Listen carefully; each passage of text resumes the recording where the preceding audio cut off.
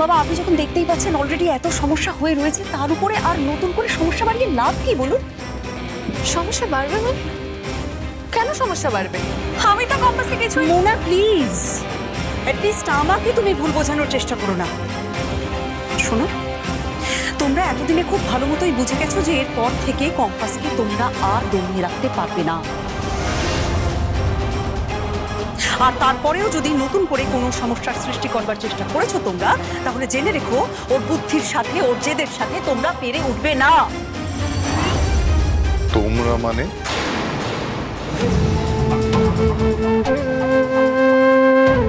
তুমি আমাকেও মিন করতে চাইছো তো বৌমা? বাবা না না না না না, ঠিক বলেছো, ঠিক ঠিক একদম ঠিক, ঠিক বলেছো। দেখো, ওর সঙ্গে যখন পেরে উঠবো না, তখন তো আমার হারটা স্বীকার করে নেওয়া উচিত, তাই না? তাহলে তো মোনালিসারও যাওয়া উচিত, আমারও উচিত। আমিও যাব তোমার সঙ্গে।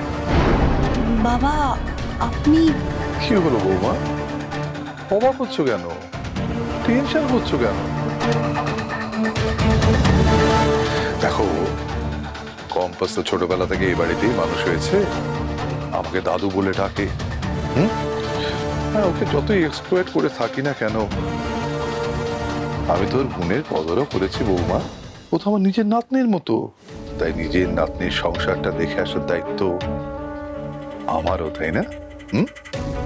দেখো, আমি একদম রেডি হয়ে আছি, চল, অযথা লেট করো না, চল।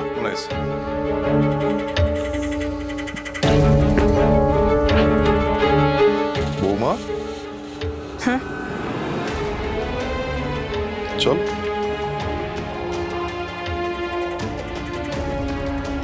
আমি জানি এই হাসির পেছনে আপনার কতখানি রাগ, কতখানি ঘৃণা আছে বাবা। এই রূপ যে আমি আগেও দেখেছি। আমার ভয় হয় আপনি আর মোনা মিলে আবার কোন সর্বনাশ প্ল্যান করছেন, কেবল ভগবানই জানেন।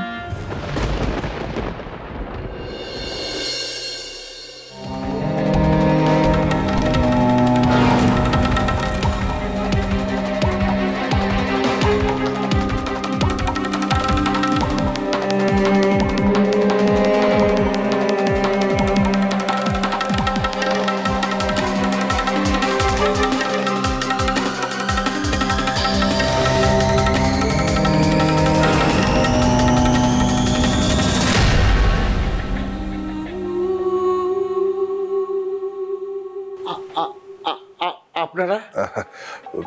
ঋতুজা, অখিলেশ বাড়িতে আছেন? আছি তো, আছি। আমি ডেকে দিদি।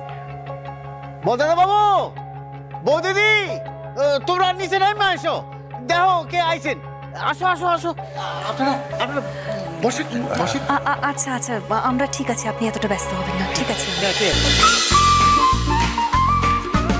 কম্পাস সোম থেকে রবি প্রতিদিন সন্ধ্যে ৬টায় স্টার জলসায় ও জিও হটস্টারে।